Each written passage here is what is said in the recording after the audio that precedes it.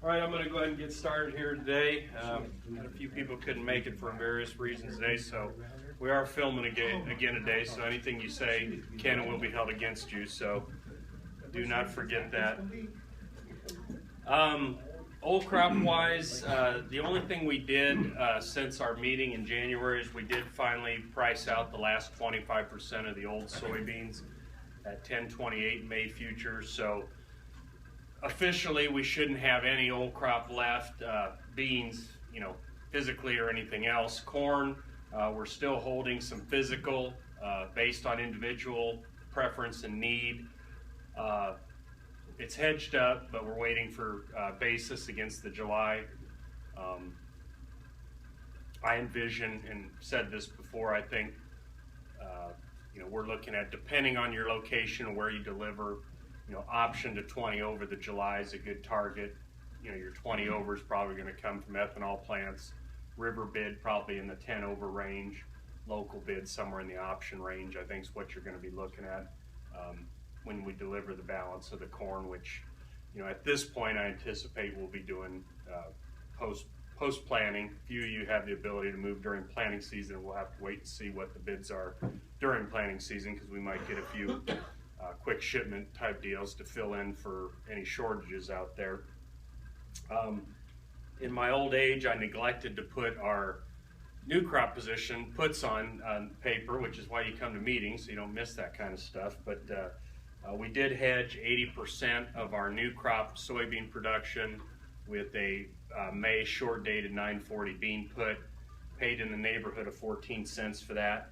And we did 40% of our anticipated corn production with a May short dated $4 put in the neighborhood of a nickel. So that protects us out to April 24th. By then we may be into a whole new kettle of fish, who knows, either good or bad based off what the weather's going to do with planting season. For the hog guys, the only thing we've done since the last meeting is we did cover 100% of our corn needs out to SEP 1 2016 with 420 May short dated corn calls for about a nickel. So that's what we've done since the last meeting. Obviously, the reason we're here today is we want to talk about the significance of yesterday's quarterly stocks reports and prospective plantings report.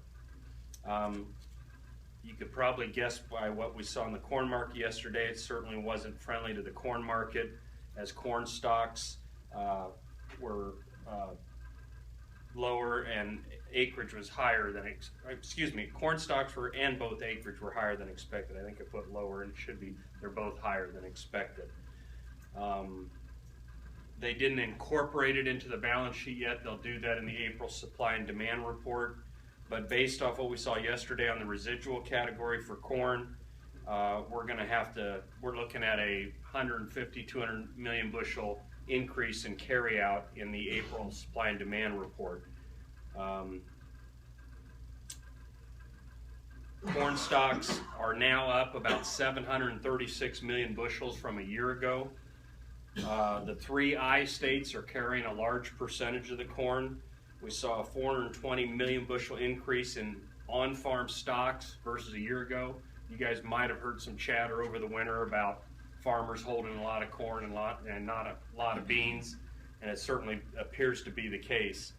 The off-farm stocks in the 3 I states increased only 155 million bushels over a year ago. So I think it's a fair statement to say farmers are holding a larger percentage of the crop than a year ago. Now, what that doesn't tell us is how much of that's price.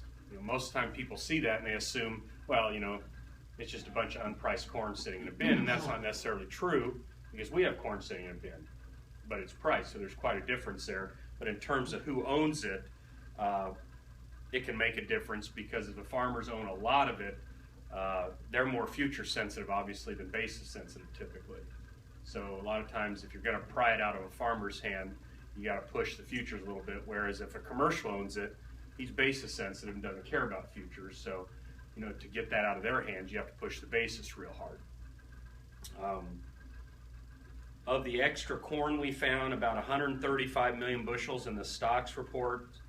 To equate that as we get into the new crop year here, it equates to about 1.6 bushels per acre in yield. Okay, so whatever you think yields are going to be this year, based off yesterday's stocks report, you basically have a 1.6 bushels per acre cushion that you didn't have the prior day. So, middle of the summer is 1.6 bushel an acre. We can debate that off and on, based off the weather, which brings you to the point that ultimately weather is going to be the biggest story. But if you look at the numbers released yesterday, the stocks number was far and away the most important number because of the implications it has going forward. When you look at the numbers, we now have a first and second quarter that's below a year ago. And whenever you have a first and second quarter below a year ago, there are very few years in which you see the third or fourth quarter increase dramatically. If you look back since 93, 94, we saw 8 years where we saw a decline in first half, which is what we're through, first half feed and residual. And only 2 of those 8 years did we see second half feed usage increase by any amount from the previous year. So if you're looking for, something, fortunately in this room we don't have people holding on to a lot of old crop corn, but if you're looking for something on the demand front to come and save you, probably isn't going to happen. First half feed usage it normally equates for anywhere between 73 to 76% of annual every year. This year would account for about 69% of the USDA's annual projection.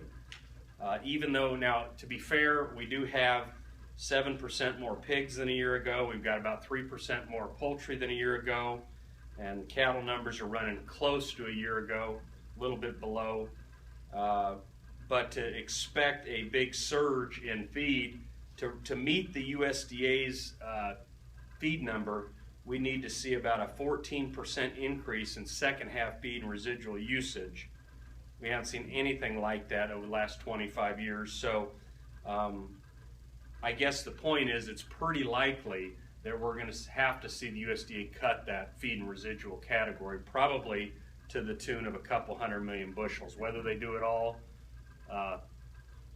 in the next S&D report in the next 2 weeks is remains to be seen, but it's certain that we're going to have to cut that. Now, one could argue if we've got more animals than a year ago in aggregate, how are we cutting feed usage?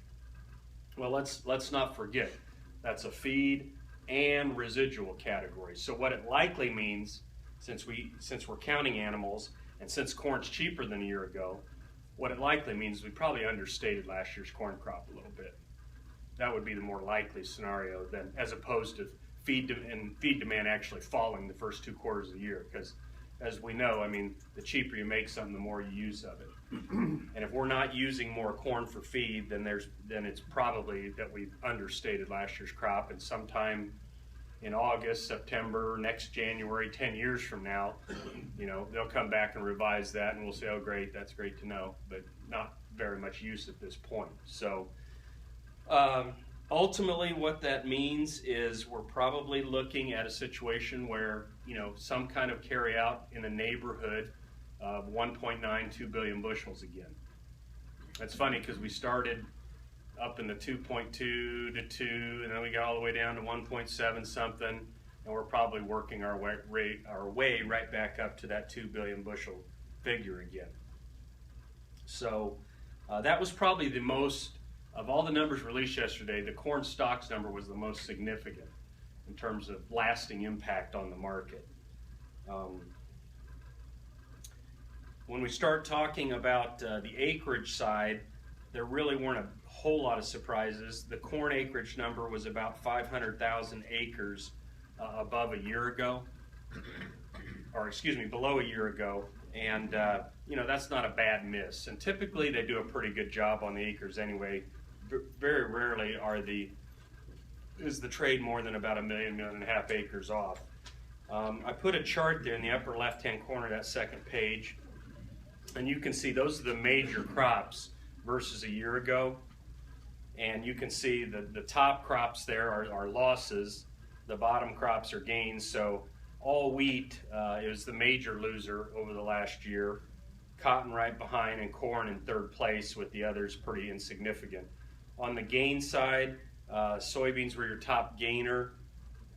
Sorghum followed behind, and then some of the small grains also gained. In terms of total acres, we dropped about 2 million acres in the 8 major crops versus a year ago, which means that, you know, based on what weather does, there's a little bit of wiggle room in that June report. If we have good planting weather, we could see overall acreage go up. But when you're talking about 2 million acres spread out over 8 crops, you know, it's probably not going to be super significant if the weather's good and we do gain acres.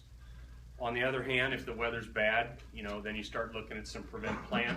Although, to be fair, the areas where we've seen the most prevent plant over the last 5-6 years up in the northern plains are very dry for this time of year. So they're hopeful that they can get most of their intended acres planted this year. We'll talk in a little bit about where the problem areas might be, but it doesn't look like that area is going to be one of them. Now, going forward, and this is why I said don't put too much into that acreage report for corn or beans. If you look at the final numbers versus the intentions here in March, 4 out of the last 6 years, U.S. corn acres have come in below March intentions. And 7 of the last 10 years, beans also came in below March intentions. So, you know what they say about, you know, intentions. You know, the road to hell's paved with good ones, right? So when it comes to planting, we all intend to plant a certain amount, and then Mother Nature kind of steps up and decides what we're actually going to plant. In terms of where we saw gains versus 2014, not surprisingly, up in the upper Midwest, Minnesota, Wisconsin, Iowa were 3 of your major gainers in terms of acreage. And those are the areas where we saw some prevent plant last year. Also down in the Delta, Arkansas, Louisiana, and Missouri were gainers, while a lot of the other states around them shrank slightly. If you look at, I put in the top, on page 3 at the top right-hand corner, there's a table there with corn acres. And you can go down the list there, and you can see Illinois lost a couple 100,000, Indiana 100,000, Iowa 100,000, Michigan 100,000, Missouri a couple 100,000, which, you know, when they only plant 3.3 million, that's somewhat significant, probably 8%. Ohio, the same way, a couple 100,000. South Dakota lost 600,000 acres, so that's more than 10% of their corn acres from last year went away. And it's not a mystery why we're seeing in those areas. You know, when you talk about the Dakotas, you know, those guys were looking at dollar under basis last fall, so you can imagine what profitability's done up there. You talk about the I states and the Midwest, you know, people are rotating back and looking to cut costs where they can, and obviously in terms of putting out a crop, soybeans are a lot cheaper than corn. So not real surprising. Minnesota was your big gainer at 300,000, and again, they had a lot of prevent plant last year, so guys are going back to corn this year off of not being able to plant anything last year. We only saw a gain. One thing that might change here based off people you talk to in the industry, we only gained about 762,000 acres of grain sorghum, and there are a lot of people who believe that figure ultimately is going to be a little closer to 1 million before it's all said and done, because, you know, when you're offered more in the cash market for sorghum than you are corn, that's a no-brainer. You know, those guys, and especially when you're talking about the areas that grow grain sorghum and sorghum's ability to stand up to heat versus corn, you're probably looking at some more sorghum acres. But again, as I said earlier, don't get too married to these numbers, because they can and do change based on weather. And as I said, over the last 6 years for corn, 10 years for beans, the trend has been to not get as much planted as we intended early on. As I said earlier,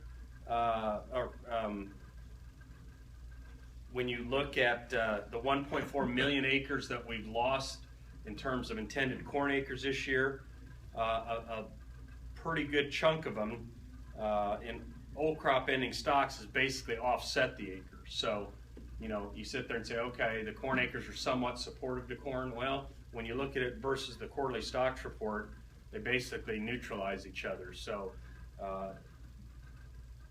you know, you could look at it in two. You could look at it and say, well, I guess we didn't cut acres then, if you look at it that way. If you want to look in those terms.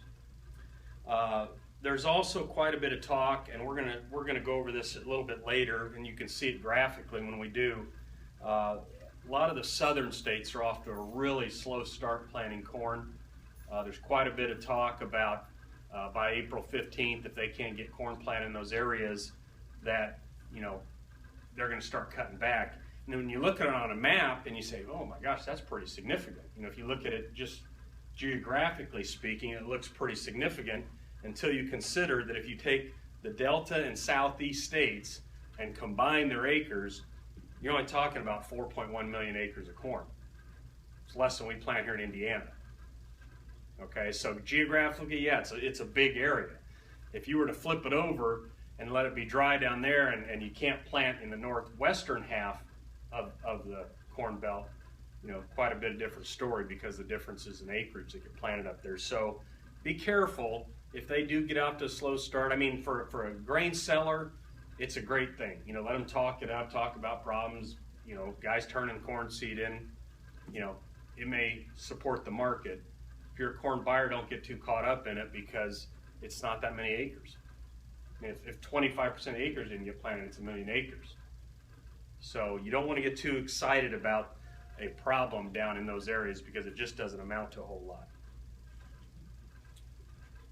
If you look at a preliminary, and again, we won't get, they don't even really do the 15-16 balance sheet till later this month. You're looking at, on the new crop standpoint, if you take what we added in the old crop, we're now looking at somewhere in the neighborhood of 1.7 billion bushels for a carryout for the new crop. Of course, that's not really considered overly burdensome. It's certainly not short, and it leaves weather as a key contributor as to where we go from there, because if you swing yield about 5 bushels an acre on either side of trend, you could be talking about a carryout anywhere from 1.3 to 2.1 billion bushels, and that is significant. You know, 1.3, you're talking about December corn prices in the at least $4.50, maybe $5, maybe even a little higher during the height of any kind of scare during the summer.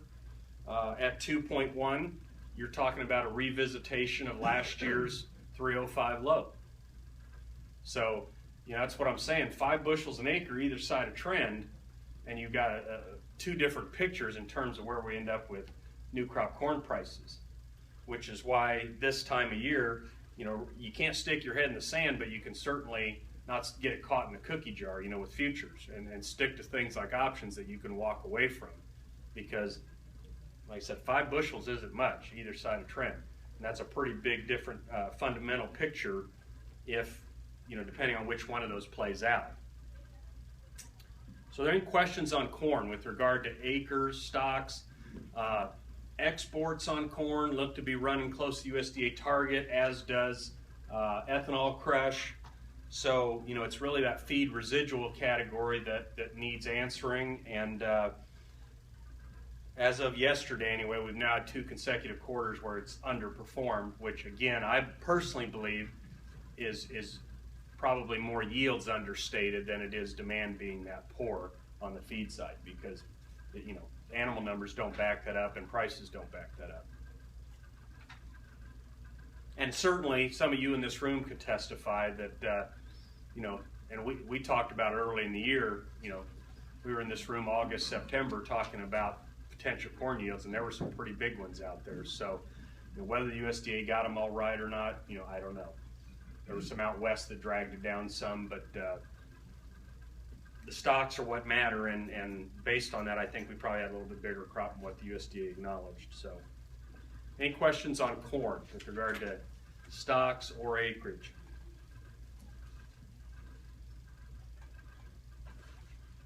Yeah, Rick, your cousins aren't here, so you might pick slack up today. You want? All right, we'll move on to soybeans then.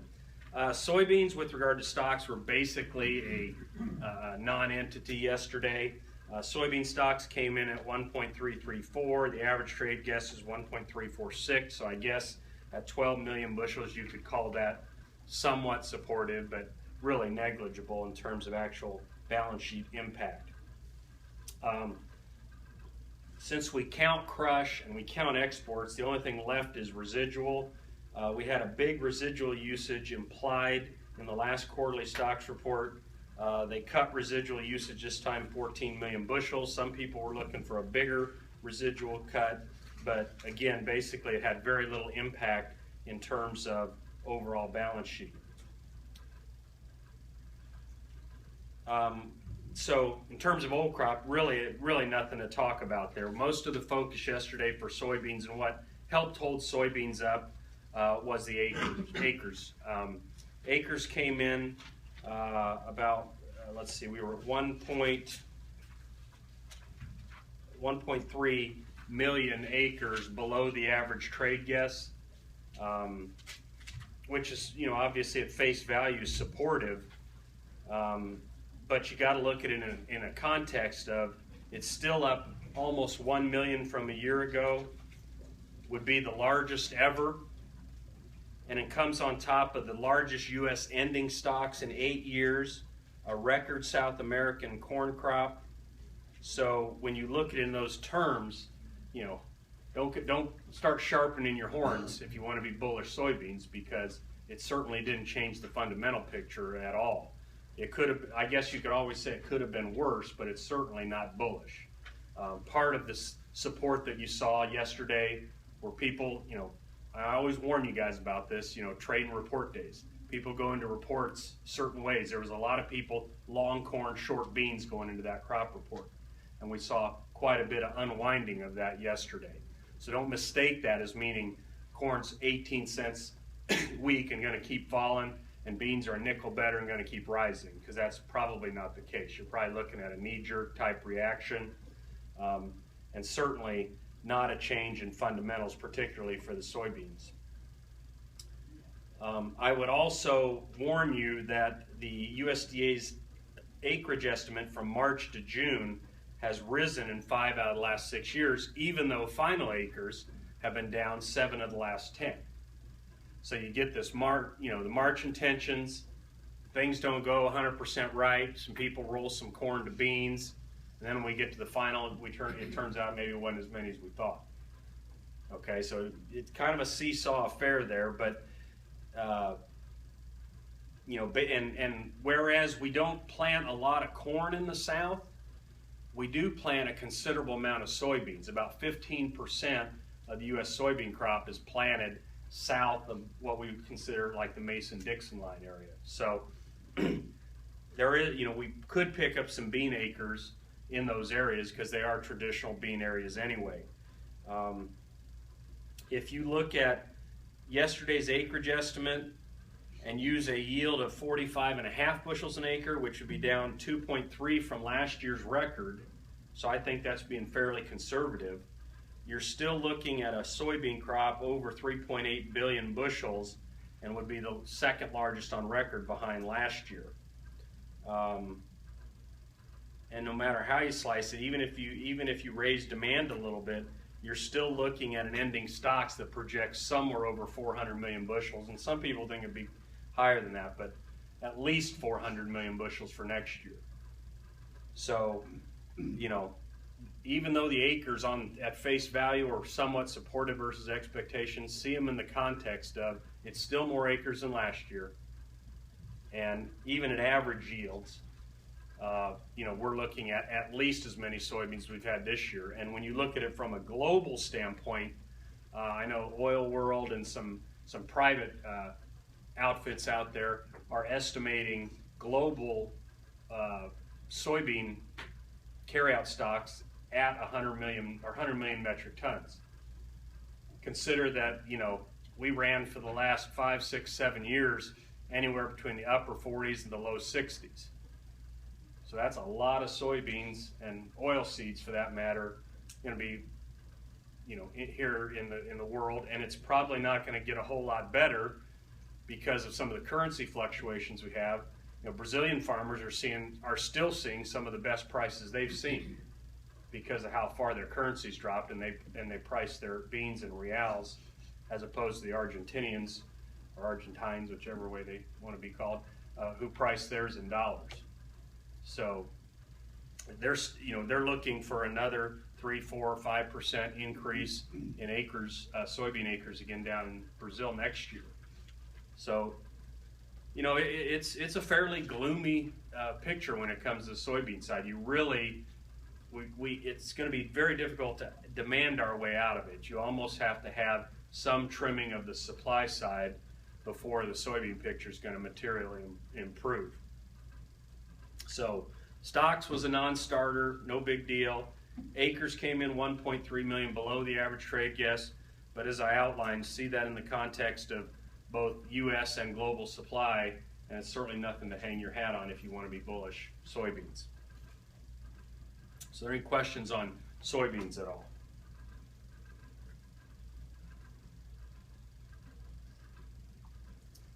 Okay. Well, we'll start talking now that we've kind of thrown that out there. We'll start talking about some of the things from here forward that are going to affect the markets that we need to keep an eye on. I've told you guys for quite some time that I didn't think we'd set the ultimate lows in this cycle until 2015, probably late.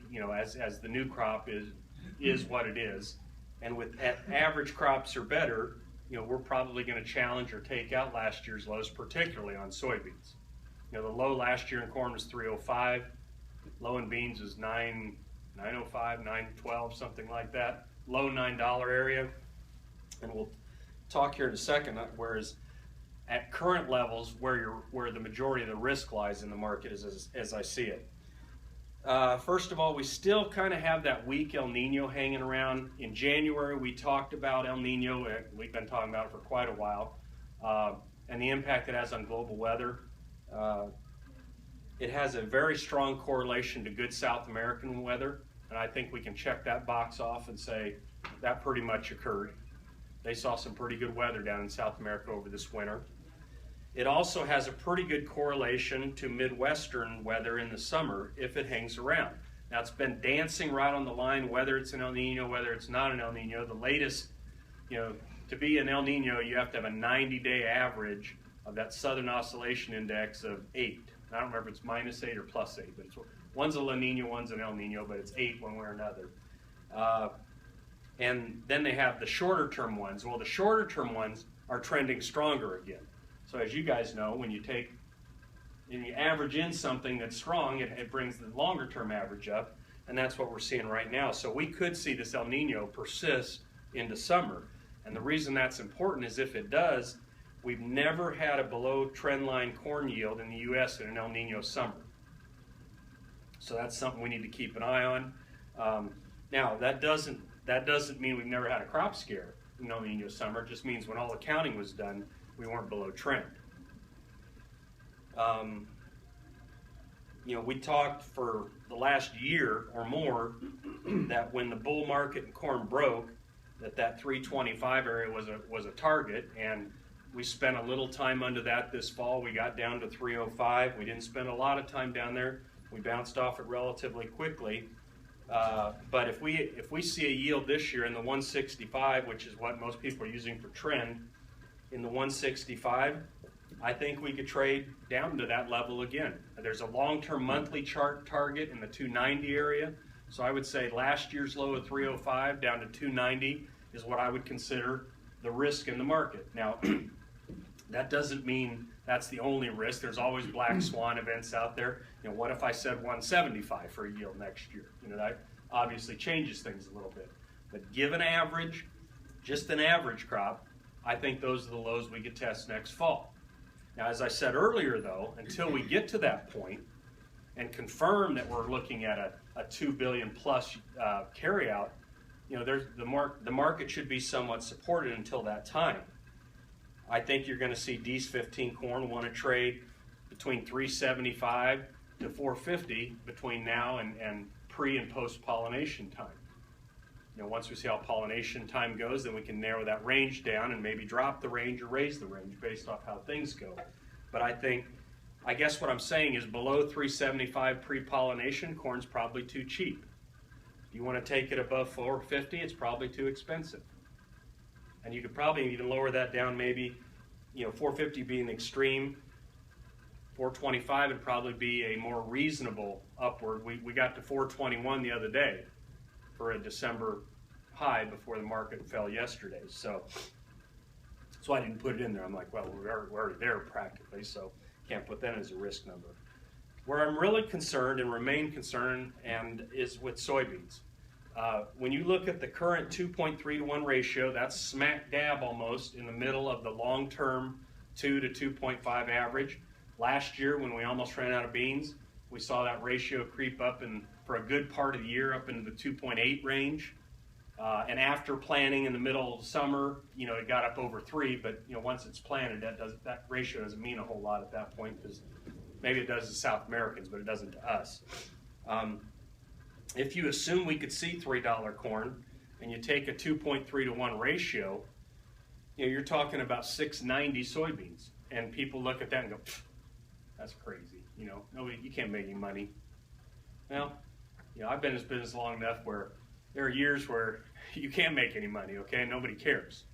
So, is that a realistic target? Well, if soybean stocks climb from this year, why not? How do you discourage acreage? You get it to the point where it's below the cost of production, here and elsewhere. So I don't want to be the bearer of bad news. The other thing about that number that seems to be a good number is, you guys recall, as we were just getting into the ethanol boom, and we started talking about, where could corn prices go?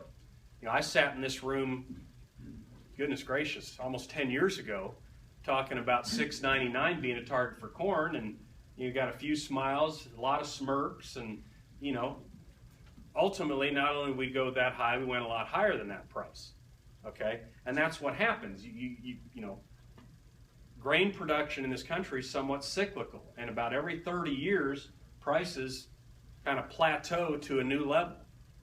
Okay, which, when you take inflation, it makes sense that you plateau. So, if you think about it, 30 years ago, not even that long ago, 15 years ago, if I asked everybody in this room to sell their corn for $3, they'd say, how many crop years, right? It wouldn't be a question, it'd be how many. Well, guess what's going to be your support area? And you can go back all the way since they started trading corn in the late 1800s. The old highs become new support. So I think it's going to be quite common in years of surplus to see corn trade down in that $2.75, $3 area, which used to be the top of the market. I bring that up because if you're going to sit up here in front of a group of angry farmers and tell them they could be seeing sub $7 beans, use the same scenario. What used to be a good price for beans? $6, $7. If I could sell my beans for $6, $7, I'd go crazy and sell a couple of years worth, but at $6, I was happy, right? Well, that's probably going to be the low end of the range here until we start breaking these surpluses. It's going to be hard. Certainly in a one-year cycle, we can't do it on the demand side. Over time, yes, we could demand our way out of this. But right now, it's going to take something on the supply side in terms of weather or acres to keep us from testing those levels. So when you're sitting here looking at 9-something, and you're looking into the context of $13, $14, $15 beans that you saw over the last several years being offered, it looks pretty bad. When you look at it in terms of historically and what happens in surpluses when you follow, a 30-year cycle like that, where do you go back and test?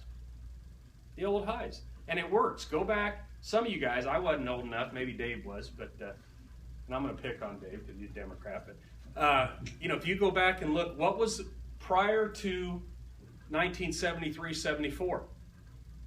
What was a good price for corn? $1.50, $1.80, right?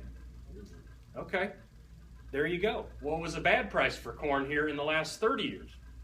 $1.50, $1.80. Cash corn was a bad price. Nobody wanted to sell that, right? So it works that way. So Why is it important that you get that mindset?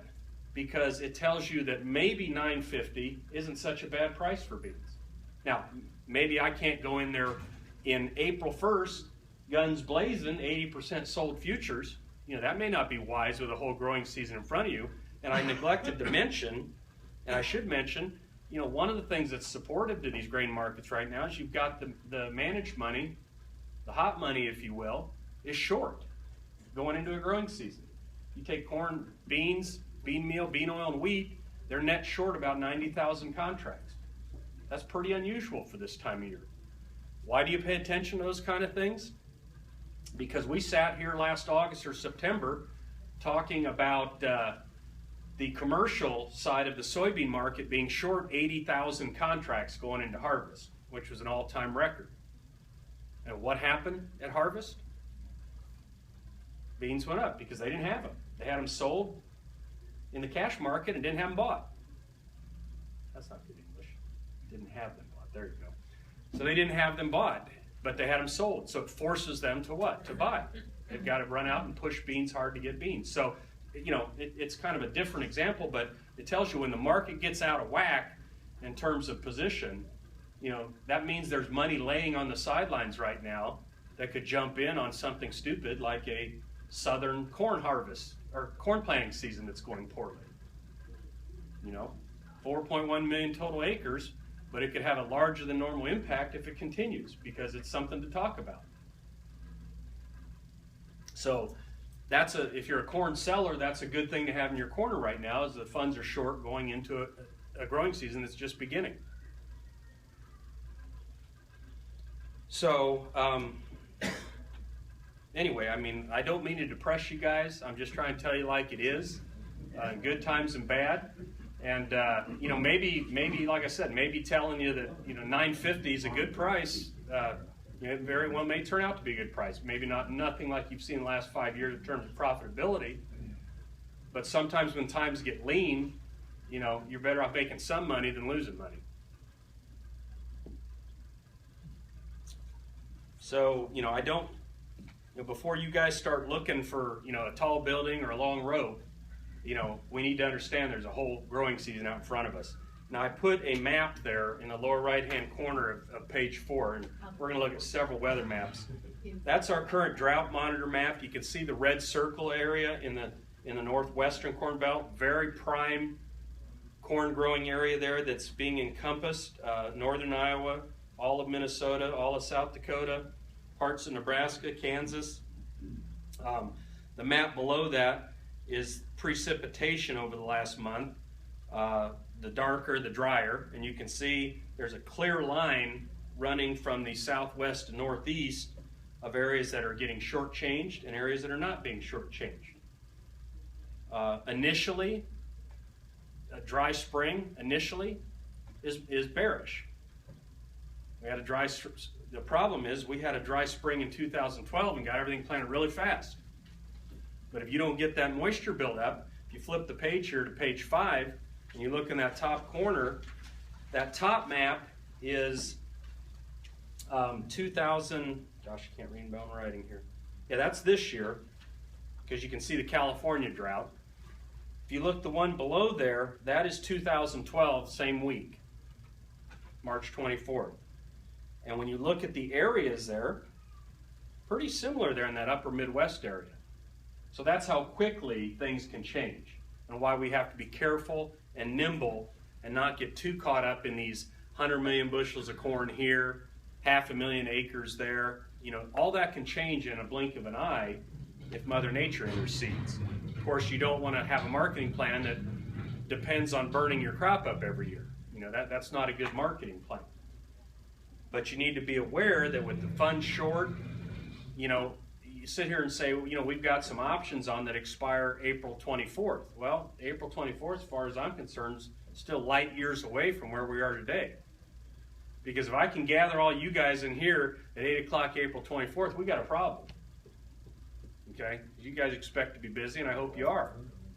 But we just don't know, so it's something we need to keep an eye on. Jim? Yeah. Was there in 2012? Mm-hmm. Was there a slight El Nino then? was there any?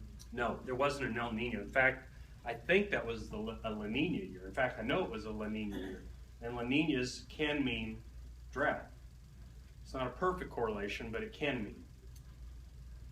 And, you know, if it were as simple as just saying El Nino means good, you know, this, that, if you could do that, then, you know, we wouldn't need a Board of Trade, we wouldn't need weather forecasters, we just read that. So it's part of the picture, it's not the whole picture. It's like anything else, Jim. If you're playing blackjack and you can read the dealer's hole card, you're going to do better than if you can't. Doesn't mean you're going to win for sure, but you're certainly going to do better. So it increases the odds, doesn't necessarily lock them in stone.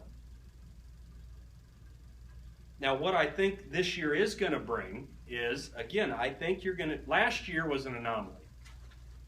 I mean to tell you, it was the most boring May, June, July I've ever had in my whole career marketing. Just boring. You know, we set the high in Deese corn April 9th, and it just bled away the whole year.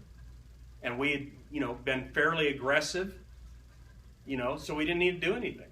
We just didn't. We just sat on our hands and waited and waited and waited, and you know, being hedged early was the right thing to do. Okay? So, you know, in terms of where we're at today, you know, we've got a 40% corn hedge on. We've got a 80% bean hedge on. I don't know what those are going to look like by April 24th, but we'll have to read the tea leaves then. If you guys are planting away and things are going great, you know, some of those, if not all those, might be in the money, and we're going to have to make some decisions. Okay? If everything's perfect and it couldn't get any better, you know, we're probably going to turn some of those into futures. Not all of them. I don't anticipate, let me rephrase that. We're not going to be short 80% of your crop in futures, but we may take 40% of that as an HTA, take the other 40% and put them out against a September put for beans. We're not doing July bean puts, okay? They don't do us any good, only get you the end of June, and nobody knows what your crop is by the end of June, so ultimately, you can't sell 80% of your crop at the end of June. You could sell 80% of your corn crop at the end of June, potentially. If your crop looks great, got a 2-week forecast looks great, why not? But you can't do it in beans. Now on the corn side, yeah, if we need to do something else, we're more than likely to do it against the July for that reason, because we're going to know a heck of a lot by late June, as opposed to today. And, you know, we use short dateds, guys. The day we did those, we spent 14 cents on a 940 bean put. It would have cost you 60 cents for a November 940 bean put that day. So if we have to spend another 14 cents, we're still money ahead. And Lord knows where the strike's going to be that we do at that time. You know, we don't know where it's going to be. If the market rallies, it may be 1040 instead of 940. So those things are working as intended. What I don't want you guys to do is get worn down where you go, another one? You know, we got to do another one. I got to send them another check. Always remember, the corn puts we paid a nickel for, 28 cents for the December equivalent of a $4 put. Okay, and once you spend 28 cents on a corn put and 60 cents on a bean put, if you're not, you know, you may not be married to it, but you're certainly engaged at that point, okay? You're certainly engaged, because that's a lot of money. And, you know, you can get into the theoretics to the days, to the cows come home and sit there and say, well, if it goes up another $1, I'll just spend another 60 cents. Yeah, right. Right. I've tried that argument before. Yeah, you're really netting 40 cents. Right, I'm writing a check for 60 cents.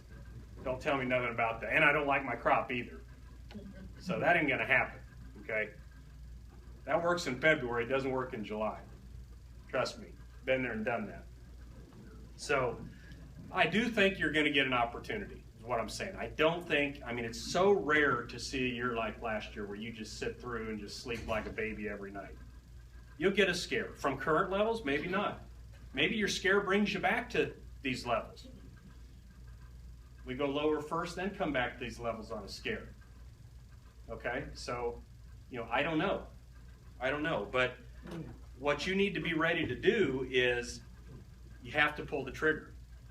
Okay? When the time comes, it isn't going to be, I'll wait for the next bus to come. Because that bus may never come. Okay?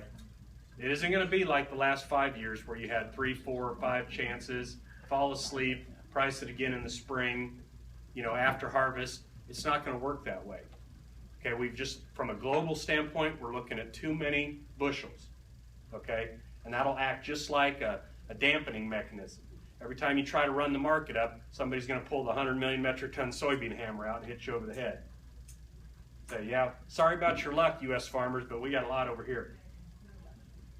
Okay, short-term supportive, but sustaining rallies, that's going to be the challenge we have this year, is sustaining rallies. And as time goes on, you know, we always talk about marketing being like a tractor pull. We got to start dumping weight. Okay, it's April 1st. When we were here in January, I said, hey, by April 1st, we're going to have some things in place. What have we done? We threw off some old crop beans. We've put on some new crop beans. Okay, so as time goes, we're going to have to continue to say, hey, the odds of a rally get less and less as time goes by. Okay, so please, please, please make sure you're on board. And if you're not on board, I'll repeat what I said earlier at a previous meeting. Please let me know that. Okay, don't, you know, we put out this last recommendation and we still had 4 or 5 people we had to call again, and just, you know, it went out via email, went out via call service.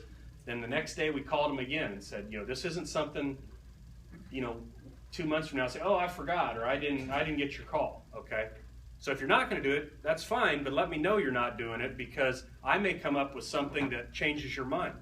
And I know with that guy, I'm going to have to push him a little harder than I did, you know, as just putting it out there the way I normally do. Okay? It's like last year. I mean, after one day of walking cornfields, if you'd have told me you were undersold corn, I'd have driven to your house and begged your wife to make you sell corn. Okay? If you'd have told me that. Because I knew how much corn was out there. So don't just fall asleep at the wheel, because you may not get that many chances this year. You may not. I think you're going to get a chance to be profitable, but probably not a lot of them. I attached a map. I didn't discuss it. There's your 7-day map, National Weather Service forecast, and you can see we're smack dab, or you guys should say, I'm not quite there. We're up in God's country. We get the right amount of rain, but you guys are looking at 3 inches of rain in the ballpark of over the Ohio River Valley over the next week. You know, I'll take it. If I were you, if I were in Sioux Falls, South Dakota right now, I'd trade you in 2 seconds. Give me the moisture now, because it's hard to come by in the summer more often than not when you really need it. So give it to me now. And they're dry up there. So with that, I'll open it up. Any questions on grains, related, unrelated to what we talked about today? The only thing, Jim, not only our group, but I think most advisory services I'm familiar with the last 4 or 5 years has really, really underestimated this world demand for soybean. No matter, you price them at 13 and think, man, we did a great job, and first thing you know, they're 14.5. Or you price them at 10, first thing you know, they're 12.5. And if low prices stimulate demand, I don't know how convinced I am that somebody won't buy them at $9 and think they're just cheaper than pigs. And that's pretty cheap, guys. I would agree with you, Dave. In fact, evidence backs you up. The USDA does a horrific job of forecasting bean demand early in the season. There's no doubt about it. What I will tell you this, if somebody said you have to bet your life on a global carryout of 100 million metric tons, I'd take the under every day and twice on Sunday, that it's going to come under that. The question is, when you've been running globally a 60 million metric ton carryout, if it ends up being 83, you know, that's not super supportive. And you have to look at it in terms of what the market is asking for. You can't have $3 corn and $9 beans without it having implications on what gets planted. So at some point we have to, I know demand's going to be better than what the USDA is telling us, but it's not going to be 40% better. Okay, it's not going to be 100 million metric ton, average crop 60 million metric tons. That's not going to happen. Could it be 83, 84? Yes. But if you keep corn at $3 and you keep beans at $9, bean carryout's going to keep doing this versus corn. Well, after this year's production, I mean, everybody's pretty well locked in what they're gonna do this year. Mm-hmm. But after, maybe 16, I see your point. Mhm. If it's step 9 and go to 3, which I'm not arguing with you, I'm just discussing. Yeah, well, I mean, if you're talking about the demand side, yes, but, we've never had projections this high. I mean, it used to be 80 was a lot, okay, for global soybean stocks. 80 million metric tons is a lot. What demand is today? I mean, just. Yeah, and you bring up a good point. Right now, everybody in the stock market, they're all talking about Chinese growth slowing, okay? And what I never hear anybody say is this. Okay, let's say their growth slows down to, I'm just going to throw a figure out there, 6%. 10 years ago, it was 9%. Then it's gradually, this year it's 7%. But what people fail to say sometimes is 9% of $100 is $9. 7% of $150 is $13.50. You see what I'm saying? Yeah, their economy is growing. Sure, their economy has grown so much that when they talk about gains in GDP, it's all relative, okay? 7% of their current economy is a heck of a lot more than 10, 15% a decade ago was. So, and the other thing is food demand is not linear to GDP, okay? We didn't see a huge drop-off in food demand here in the United States in 2008, 2009. We ate different kinds of foods, cut back a little bit here and there, but we didn't see the great slim down. Some of us are living proof, that didn't happen, and it's not going to happen over there either. Even in years where we've had big cuts in production, prices go up, prices go down. You don't see that happen. Okay, people get a taste for protein; they like protein, written in their code, except for a few nuts out on the West Coast. I mean, we all kind of like protein. So, other questions? Yeah, I agree with you. I think they probably overstated it, but we can only talk about what we know today. And in absolute terms, I don't think it's going to be that high. But in relative terms, it's going to be burdensome. Okay. What we've seen. Yeah. The other thing is half of my crop is wheat, and you never mentioned my wheat. We always talk about that privately. Oh, okay. Because privately. Yeah. Okay. We'll talk about that privately. Okay. No, I mean, the soft red right now, if you want to break it down by class and look at where the major areas are, it's somewhat dicey out there.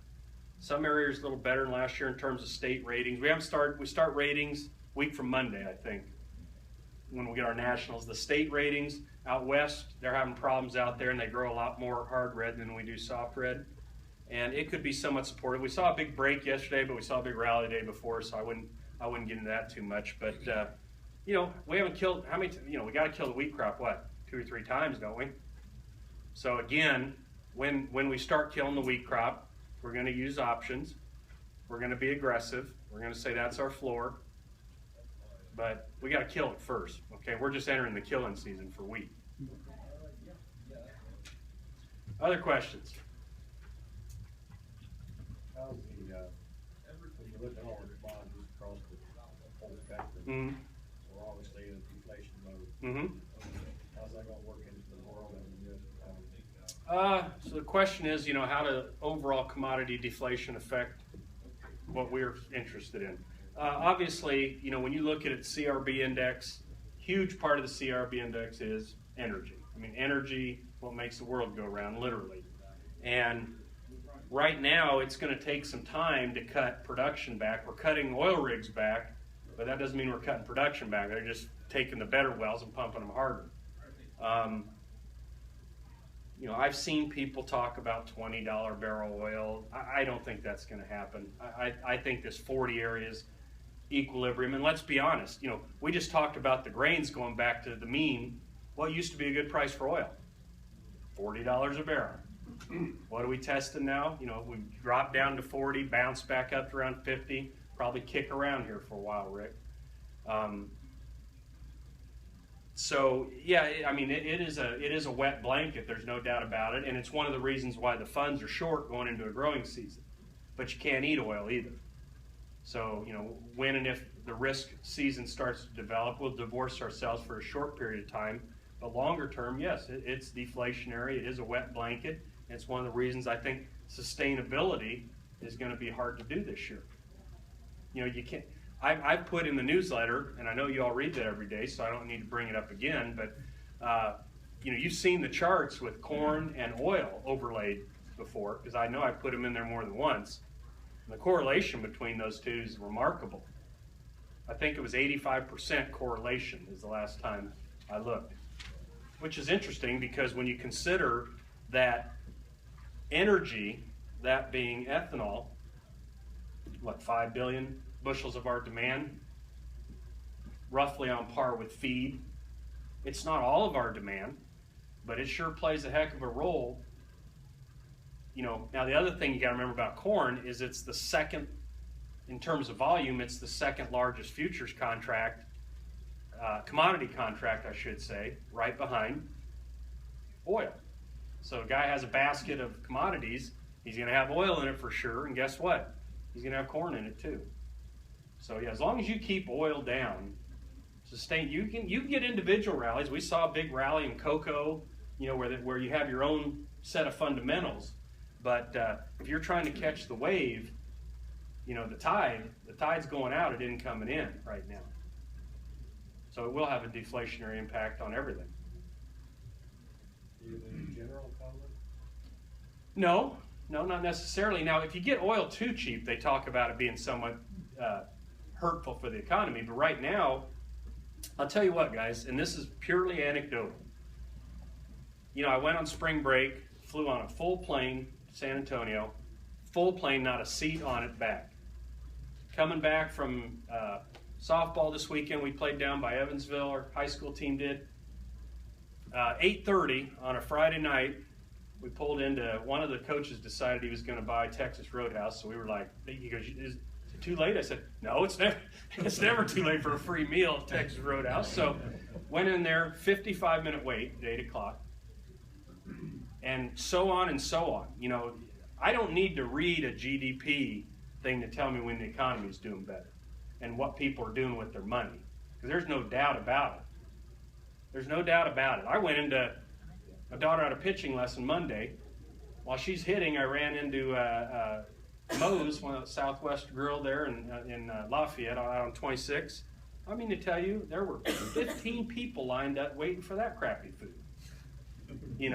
So, when people are spending their money like that, they're spending that dividend. We didn't have the big heat bills this winter.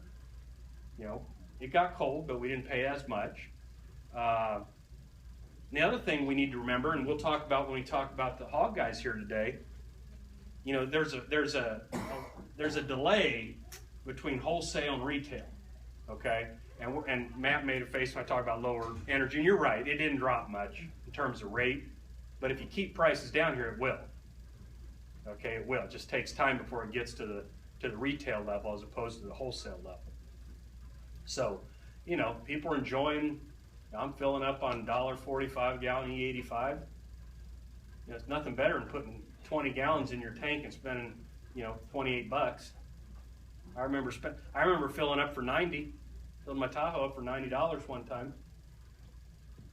The difference between $28 and $90 when you're living paycheck to paycheck, like a great many people in this country are, that's a lot of money, and it's going to get spent. And we're also seeing saving going up to levels that are very high. So not only people are spending, but they're also saving. They kind of learned their lesson last time, when you get the rug pulled out from under you, that maybe it'd be smart to put a little bit away. So, I don't know if that answered your question, but Sure. Okay.